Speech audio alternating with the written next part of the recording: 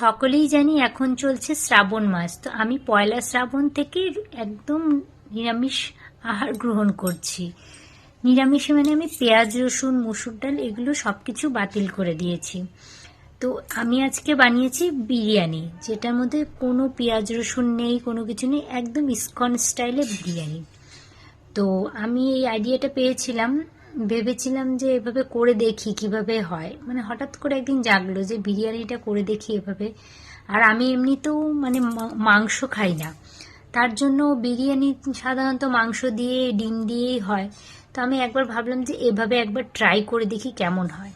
তো প্রথমে একদিন ট্রাই করেছিলাম, তখন দেখেছিলাম খুব ভালো হয়েছিল খেতে। তারপরে ভাবলাম তাহলে তোমাদের সাথে নিশ্চয়ই শেয়ার করা যাক। তো পরের বার যখন বানিয়েছিলাম তখন ভিডিওটা করেছি, এখন তোমাদের সাথে রেসিপিটা শেয়ার করব, চলুন দেখে নিন। প্রথমে আমি চালটা ভিজিয়ে রেখেছিলাম 30 মিনিটের জন্য। তারপরে আমি আলুগুলোকে এভাবে বড় বড় আকারে কেটে তাকে কাঁটা চামচ দিয়ে গেঁথে গেঁথে একটু ওর মধ্যে ছিদ্র করে নিয়েছিলাম, যাতে প্রপারলি আলুটা সিদ্ধ হয়। আর ওর মধ্যে লবণ হলুদ মেখে রেখে দিয়েছিলাম। এবার আমি কড়াইতে সাদা তেল নিয়েছি, তেলটা গরম করতে দেবো। তোমরা চাইলে সর্ষের তেলও ব্যবহার করতে পারো। তো এক এক করে আমি আলুগুলো ভেজে নেব। তো এইভাবে আমি অনেকগুলো আলু নিয়েছিলাম, তাই আমি দুবারে আলুগুলো ভেজেছি। তো এইভাবে তোমরা একটু বেশি তেলে আলুগুলো ভেজে নেবে। এবার এক সাইডে আমি একটু গরম জল বসিয়ে দিয়েছিলাম। গরম জলটা একটু ফুটে আসলে তার মধ্যে সোয়াবিনগুলো ছেড়ে দেব। সোয়াবিনগুলো আমি এক প্যাকেট নিয়েছিলাম, তোমরা চাইলে তোমাদের আন্দাজ মতো বেশি করে নিতে পারো। তো মোটামুটি আমি হাফ কিলো চালের বিরিয়ানি করেছিলাম, তো সেটার পরিমাণই পরিমাণ মতো আমি দেখাচ্ছি। তো এবার সোয়াবিনগুলো আমি হালকা বয়েল করে রেখে দেবো। এদিকে আলুগুলো সমস্ত ভেজে তুলে নেব। এবার যেটা করেছি, বেরেস্তা সাধারণত হয় পেঁয়াজের, তো আমি এখানে বাঁধাকপি কুচি কুচি করে কেটে সেই আলু ভাজা তেলের মধ্যেই বেরেস্তার মতো করে বাঁধাকপিটাকে ভেজে নেব। একটু মিডিয়াম ফ্লেমে ভাজবে, না হলে এটা একটু বেশি পুড়ে গেলে তখন তেতো হয়ে যায়। ঠিক বেরেস্তা যেভাবে ভাজো তোমরা ওভাবেই ভেজে নেবে। দেখো একদম পেঁয়াজের বেরেস্তার মতো হয়েছে, কিন্তু এটা বাঁধাকপির বেরেস্তা। তো এইভাবে ভেজে রেখে দেবো। ওই তেলেই আমি পনিরগুলো কেটে রেখেছিলাম একটু বড় বড় সাইজের, তো পনিরগুলো আমি ভেজে নেব। পনিরগুলো খুব একটা বেশি ভাজবো না, হালকা একটু নেড়ে নামিয়ে নেব। এবার আমি তেল কমিয়ে রেখে সেই জল ঝরানো সোয়াবিনগুলো এবার ভেজে নেব কড়াতে।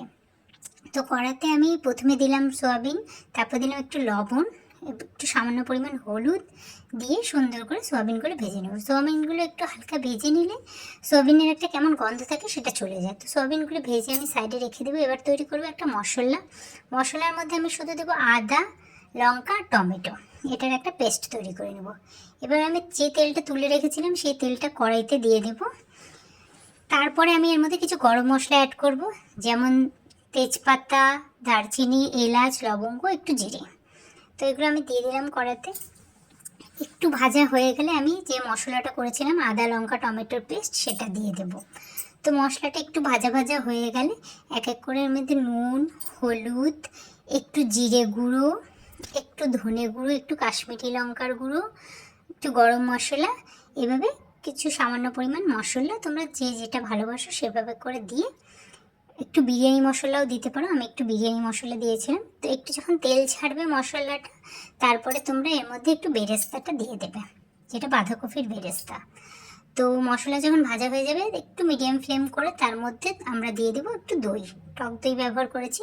অবশ্যই দইটা একটু জল ঝরিয়ে নেবে, তাহলে ক্রিমি টেক্সচারটা খুব ভালো আসে। দেখো খুব সুন্দর গ্রেভিটা গাঢ় গাঢ় হয়ে গেছে। এবার আমি এর মধ্যে সোয়াবিনগুলো অ্যাড করব। সোয়াবিনগুলো দিয়ে একটু নেড়ে চেড়ে তারপরে আমি এর মধ্যে পনিরটাও অ্যাড করে দেবো এক এক করে। তো এখানে আমি দেখো সোয়াবিনটা হালকা সোক করে নিয়েছি, তো একটু সামান্য পরিমাণ আমি চিনি দিয়েছি, যেহেতু দই দিয়েছি তাই আমি একটু সামান্য পরিমাণ চিনি দিয়ে দিলাম। এবার পনিরগুলো অ্যাড করে দিলাম। পনিরগুলো একটু সামান্য নেড়ে চেড়ে তার মধ্যে আমি এবার হালকা গরম জল দিয়ে দেবো তোমরা গ্রেভির জন্য।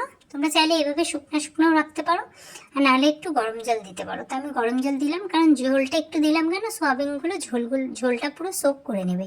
কিছুক্ষণ পরে দেখছো মাখা মাখা হয়ে গেছে, তো আমি গ্যাসের ফ্লেমটা অফ করে দিলাম। অন্যদিকে আমি কিছু গরম মশলা নিয়েছি, সেম তেজপাতা, শুকনো লঙ্কা, সরি দারচিনি, তেজপাতা, এলাচ, লবঙ্গ, জিরে, দিয়ে একটু জলের মধ্যে দিয়ে দিলাম, একটু সামান্য পরিমাণ তেল আর নুনও অ্যাড করেছিলাম। তো জলটা যখন ফুটে আসলো, সেই ভেজানো চালটা, দেখো চালটা একটু ফুলে ফুলে গেছে, সেই 30 মিনিট ভেজানো চালটা আমি দিয়ে দেবো। তো চালটা খুব একটা বেশি তোমরা সেদ্ধ করবে না, চালটা দেওয়ার দেখবে 1 থেকে 2 মিনিট পরেই, সব রকম চালের একরকম হয় না, তো তোমরা একটু দেখবে চালটা তুলে, যে চালটা যদি ভেঙে যাচ্ছে, যখন আঙুল দিয়ে টিপছো এভাবে যদি ভেঙে যাচ্ছে, তখন বুঝবে চালটা হয়ে গেছে। কারণ পরে তোমরা এটাকে স্টিম করবে, তখনও চালটা তাই 70% কুক হলেই নামিয়ে দেবে। তো আমি চালের ভাতের ফ্যান ঝরিয়ে দিতে দিলাম। আর আমি এটা তৈরি করেছিলাম মোমোর বাসনে, দেখো। তো মোমোর নিচের বাসনটা নিয়ে নিয়েছিলাম এভাবে। তো ওদিকে আমার ভাতটা হয়ে গেছে, এভাবে মোমোর বাসনটাকে হালকা গরম করে নিলাম, যাতে এর মধ্যে যা জল থাকে সেটা চলে যাবে। এবার একটু ঘি দিব, ঘিটা একটু বেশি পড়েছিল তাই তুলে রেখেছিলাম। তো ঘিটা বাসনটার গায়ে পুরো মাখিয়ে দেবো, তাতে খুব সুন্দর একটা ফ্লেভারও আসে, আর গায়ের ডিশের মধ্যে চিপকেও যায় না বাসনে। তো এইভাবে ঘিটা মাখিয়ে দিয়ে তার মধ্যে এক এক করে আমি বিরিয়ানি প্রসেসটা শুরু করবো। এই দেখো ভাতটা রয়েছে। তো সবার প্রথমে আমি সোয়াবিন আর পনিরের সবজিটা এভাবে ছড়িয়ে দেবো। তোমরা যেভাবে চাও, কেউ আলুও দিতে পারো, কেউ ভাতও দিতে পারো। তারপরে একটু আলুগুলো দিয়ে দিলে, তারপরে এইভাবে চালটা দিলে, তারপরে একটু বেরেস্তাটা দিলে, সেম প্রসেস আবার ফলো করবে। এই বেরেস্তাটা দেওয়ার পরে আবার আমি দেব হচ্ছে সবজিটা, তারপরে আবার দিয়ে দেব আলুগুলো, তারপরে আবার দিয়ে দেবো। এই দেখো আলুগুলো দিচ্ছি, এইভাবে করে বিছিয়ে নেবে, তারপরে আস্তে আস্তে আবার ভাতটা পুরো দিয়ে দেবে। তো আমার দুবারেই কভার হয়ে গেছিলো। তো তোমাদের যতটা লেয়ার হয় সেভাবেই করো। আর তোমরা প্রত্যেকটা লেয়ারেও বিরিয়ানি মশলা দিতে পারো বা নাও দিতে পারো। আমি প্রত্যেকটা লেয়ারে দিইনি, আমি লাস্টে আবার দিয়েছিলাম। তো এখানে আমি দিচ্ছি কেওড়া জল, তারপরে দেব গোলাপ জল, আর সামান্য পরিমাণ মিঠা আতর। আমি আর কিছু কেশরে দুধ ভেজানো টেজানো আমি এগুলো কিছু দিয়ে ব্যবহার করিনি, আমি এতটুকুই ব্যবহার করেছিলাম। এই কটা জিনিসই যা দেখাচ্ছি তোমাদের সামনেই দেখাচ্ছি। এবার আমি এটাকে ঢেকে দেব। মিঠা আতরটা দিয়ে দিলাম, এবার এটা একটু লবণ, বিরিয়ানি মশলাটা দিলাম, এখন একটু ঘি দেব আর একটু লবণ দিয়ে দেবো।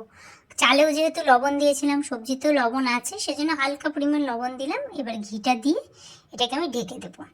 তো ঢাকার আগে কী করবো, দেখো একটা তাবা বসিয়েছি গ্যাসের উপরে, তাবাটার উপরে এই বাসনটা বসিয়েছি বিরিয়ানির, আর গ্যাসের ফ্লেমটা একদম লো করে দিয়েছি। এইভাবে 30 মিনিট রাখার পরে একবার চেক করেছিলাম, তারপরে আমি আবার 10 মিনিট রেখে তারপরে নামিয়ে নিয়েছিলাম। এইভাবে তৈরি হয়েছিল একদম নিরামিষভাবে বিরিয়ানি। আমার অনেক বন্ধুগণ রয়েছে যারা ভেজ আহার গ্রহণ করো, যারা একদম নিরামিষ আহার গ্রহণ করো, তো তারা এই বিরিয়ানিটা অবশ্যই ট্রাই করতে পারো। তো ভুলচুক হলে একটু মার্জনা করো আমাকে, কারণ হয়তো তোমরা অনেক কিছু এর মধ্যে গ্রহণ করো কি করো না আমার জানা নেই, কিন্তু আমি যতটা পেরেছি চেষ্টা করেছি যাতে সকলেই এটা খেতে পারেন। আমাদের বয়স্ক যারা দিদা ঠাকুমারা রয়েছেন, যারা নিরামিষ আহার গ্রহণ করেন, তারাও যাতে খেতে পারে। আর সত্যি বলছি, সেদিন আমি, আমার এক দিদা আছে যিনি একদম নিরামিষ, পেঁয়াজ রসুনও খান না, আমার ঠাম্মা আছে তিনিও একদম নিরামিষ আহার গ্রহণ করে, আমি ওনাদের দুজনকে মানে যে খাওয়াতে পেরেছি বিরিয়ানি, এটাই আমার অনেক সৌভাগ্যের ব্যাপার। তো বিশেষ করে আমি নিজের জন্য কি, তাদের জন্যই বানিয়েছিলাম, যাতে আমি তাদেরকে খাওয়াতে পারি। তো এটার জন্য আমি নিজেকে খুব ধন্য মনে করব যে আমি তাদেরকে খাওয়াতে পেরেছি। আর আমার যারা নিরামিষ আহারের বন্ধুগণ রয়েছে, তারাও যাতে এইভাবে বিরিয়ানিটা করে খেতে পারো, তার জন্যই আমি তৈরি করলাম। বিরিয়ানি যে শুধুমাত্র আমিষ আহার তাই নয়, নিরামিষভাবেও এটাকে রান্না করা যায়। তো সকলেই ট্রাই করো রেসিপিটা, ভালো লাগলে লাইক কমেন্ট শেয়ার করো। আর অবশ্যই তোমরাও যদি বানাও তাহলে আমার সাথে অবশ্যই ফটো শেয়ার করো। ধন্যবাদ।